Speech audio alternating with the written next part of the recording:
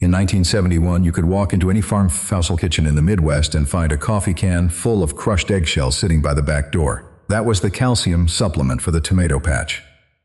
Next to it, a bucket of banana peels soaking in water. That was the potassium feed for the roses. These women learned from their mothers, who learned from theirs. Then, somewhere in the 80s, the chemical companies showed up and convinced an entire generation to throw all of that away. These are 11 tricks that generation almost lost. How does a kitchen full of scraps replace a cart full of garden center products? By doing what your grandmother already knew worked. Number 11. The eggshell calcium trick. Every time you crack an egg for breakfast, you're throwing away one of the best soil amendments that money can't buy. Eggshells are largely calcium carbonate, the same active ingredient in the garden lime you'd pay $8 or $9 a bag for at the hardware store. Your grandmother crushed them by hand in a coffee can and scattered them around her tomato plants, her peppers, and her squash. She didn't know the chemistry behind it. She just knew her tomatoes stopped getting those ugly black spots on the bottom. Those black spots are blossom end rot, and they happen when the plant can't pull enough calcium from the soil. A handful of crushed eggshells worked into the planting hole gives the roots slow-release calcium all season long. Rinse them, let them dry on the counter for a day, crush them fine, and work them into the top few inches of soil around your plants. The finer you crush them, the faster they break down. And unlike store-bought lime, eggshells won't spike your soil pH overnight. They release slowly, which is exactly what your plants prefer. If you eat eggs regularly, you can fill a gallon bag with crushed shells in about a month, and that's enough to treat a dozen planting holes. Number 10. Banana peel water. Your grandmother kept a mason jar on the kitchen counter with banana peels soaking in water. It looked strange. It smelled a little funky after a couple of days. But she'd pour that brownish water straight onto her roses and her flowering shrubs, and they bloomed like they were on steroids. Banana peels are loaded with potassium, the nutrient that drives flower production and fruit development. Potassium is also the K in the NP ratio on every bag of commercial fertilizer. So when you buy a $10 box of Bloom Booster, you're paying for something your kitchen trash already provides. Chop 2 or 3 banana peels into a quart jar, fill it with water, let it sit for 48 hours at room temperature, then water your plants with it. Roses, tomatoes, peppers, and flowering annuals all respond well to this. You can refill the jar with fresh water a second time before the peels lose their potency. After that, toss the peels into your compost pile or bury them directly in the garden bed. They'll keep feeding the soil as they break down. The same banana you ate as a morning snack is now feeding your rose bushes for free. That's the kind of efficiency the garden center business model doesn't want you thinking about. Number 9. Wood ash from the fireplace. If your grandmother had a wood stove or a fireplace, she never threw the ash in the trash. She saved it in a metal bucket and spread it around the garden in early spring. Wood ash contains calcium, potassium, and a range of trace minerals including iron, manganese, boron, copper, and zinc. According to Iowa State University Extension, wood ash typically contains 5 to 8% potassium and up to 20% calcium. Wood ash also raises soil pH, which makes it a free substitute for the agricultural lime that costs $15 to $20 a bag. If your soil runs acidic, and a lot of soil east of the Mississippi does, a light dusting of wood ash in spring can bring your pH closer to the sweet spot where vegetables thrive. Spread about a gallon of ash per 100 square feet and work it into the top layer of soil. One important caution though, don't use ash around blueberries, azaleas, rhododendrons, or any plant that prefers acidic soil. And never use ash from treated lumber, painted wood, or charcoal briquettes. Clean hardwood ash only. If you heat with a wood stove all winter, you're sitting on a season's worth of free garden amendment that would cost you $20 to $30 at the nursery. Number 8. The newspaper and cardboard weed barrier. Your grandmother never bought landscape fabric. She laid down wet newspaper, 6 to 8 sheets thick, right on top of the soil between her rows. Then she covered it with a layer of straw, grass clippings, or weeds couldn't push through. The newspaper blocked all sunlight, and unlike plastic landscape fabric, the newspaper broke down over the season and fed the soil underneath. This technique, sometimes called sheet mulching or lasagna gardening, is documented by Oregon State University Extension as an effective and inexpensive way to suppress weeds while building soil organic matter at the same time. Cardboard works even better for tougher weed problems. Lay flattened cardboard boxes directly on the soil, overlap the edges by a few inches so weeds can't sneak through the seams, and pile 4 to 6 inches of mulch on top. By the end of the season, the cardboard has decomposed, The worms have pulled organic matter into the soil, and you've got softer, richer ground without ever touching a bottle of herbicide. Amazon boxes, cereal boxes, shoe boxes, they all work. Just remove any tape, staples, and glossy coatings before you lay them down. Number 7. Companion planting with marigolds. Your grandmother planted marigolds around the edge of every vegetable bed. She might have said it was because they looked pretty, but something else was going on.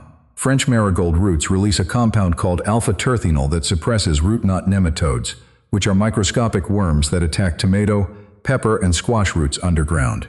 A peer-reviewed study published in PLOS One found that French marigolds also release airborne limonene, a chemical that repels whiteflies from nearby tomato plants. A border of French marigolds costs about $3 for a pack of seeds. A single application of commercial nematicide can run $40 to $60, and comes with a list of safety warnings that would make your head spin. Your grandmother's version was cheaper, safer, and it gave her yellow and orange flowers to look at all summer. Plant them around the perimeter of your vegetable beds, or tuck them between your tomato cages. They don't need special soil or extra watering. They thrive on neglect, which makes them perfect for budget gardeners. And at the end of the season, let the flower heads dry on the plant, then crush them open and save the seeds. One $3 packet turns into a lifetime supply if you save seeds every fall. Number 6. Homemade compost tea. Commercially packaged liquid plant food runs anywhere from $8 to $20 a bottle, depending on the brand.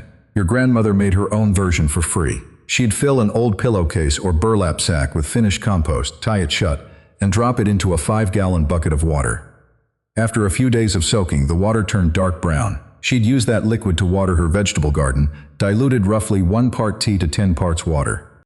This homemade compost tea contains a mild concentration of nitrogen, phosphorus, potassium, and beneficial microorganisms. It's not as precisely formulated as commercial products, but it does what your grandmother needed it to do. It gives your plants a gentle nutrient boost mid-season without burning the roots, and it introduces soil biology that helps break down organic matter. The leftover solids in the bag go right back into the compost pile. Total cost, $0. You can brew a new batch every 2 weeks through the growing season. And your plants will show the difference within days. The leaves green up, the flowers get bigger, and the fruit sets heavier. All from a bag of compost and a bucket of water. Number 5. Cinnamon as a natural antifungal. Damping off is the thing that kills seedlings overnight. You'll go to bed and your little tomato seedlings look fine. By morning, they've flopped over at the soil line like someone pinched the stems. A fungal infection ate through the base while you slept.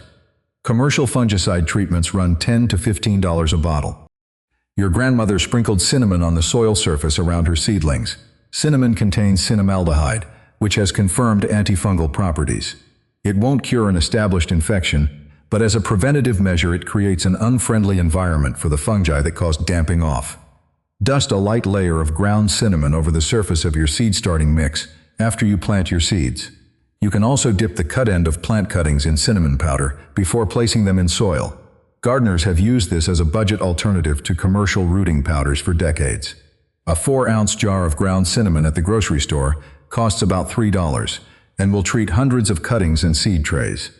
Compare that to a bottle of commercial rooting hormone at $12 to $15, and you start to see why your grandmother's spice rack doubled as her garden supply shelf. If you're getting value from these tips, hit subscribe. More budget gardening tricks like this every week. Number 4. Vinegar spray for walkway weeds. Enter the cheapest weed killer you'll ever use.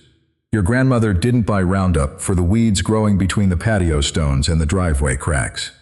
She poured vinegar on them. Household white vinegar contains about 5% acetic acid, which pulls moisture out of plant cells and kills the foliage on contact. For tougher weeds, she'd add a tablespoon of dish soap per gallon to help the vinegar stick to waxy leaves. The soap breaks down the plant's outer coating so the acid can penetrate. Apply it on a hot, sunny day when there's no rain in the forecast, and the weeds will brown and shrivel within 24 hours. One critical rule your grandmother also knew. Keep this away from any plant you want to keep alive. Vinegar doesn't know the difference between a dandelion and a petunia. Use it only on walkways, driveways, gravel paths, and patio cracks.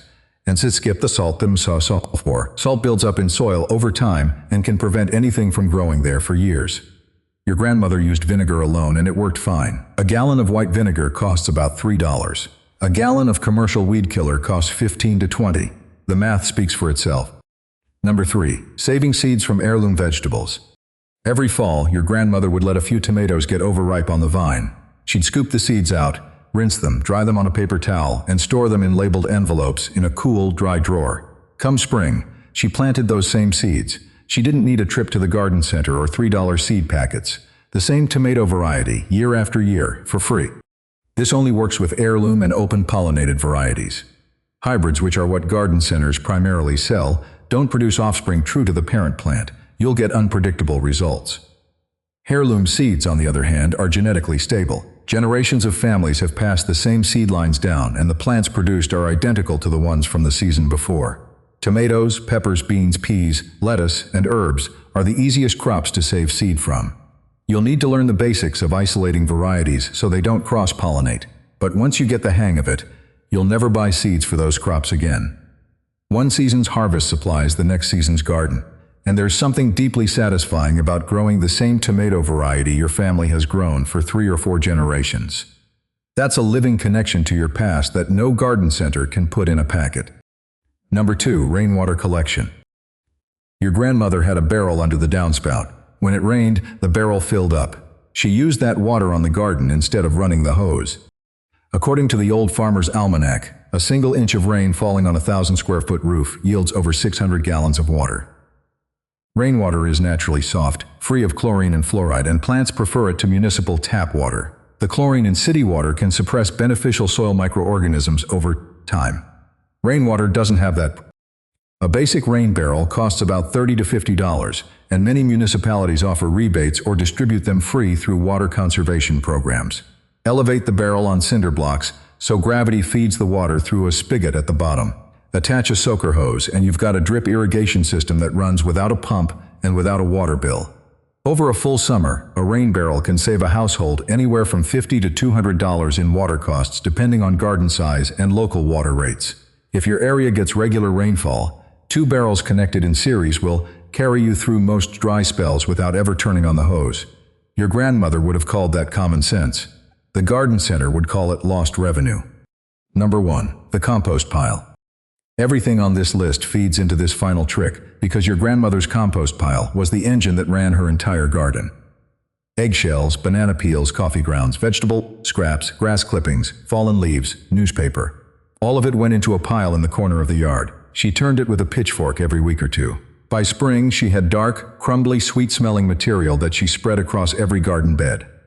Finished compost improves soil structure, holds moisture, feeds beneficial bacteria and fungi, and provides a slow-release supply of every nutrient your plants need. A bag of commercial compost costs $5 to $8. A bag of premium potting mix costs $10 to $15. Your grandmother made a superior product from materials she would have otherwise thrown in the trash. The garden center industry has spent decades convincing you that good soil comes in bags. It doesn't.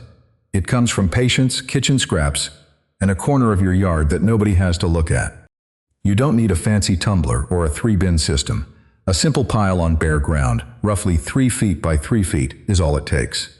Layer brown material like leaves and cardboard with green material like kitchen scraps and grass clippings. Keep it as damp as a wrung-out sponge. Turn it when you think of it. In 3 to 6 months, nature does the rest. Your grandmother didn't need a YouTube video to learn this. She just watched her mother do it. Every single trick on this list cost either nothing or close to nothing.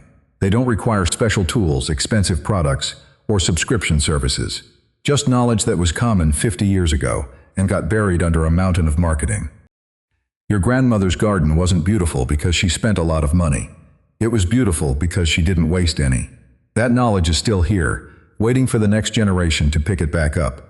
If even one of his tricks saves you a trip to the garden center this season, drop a comment and tell me which one. More like this on the channel.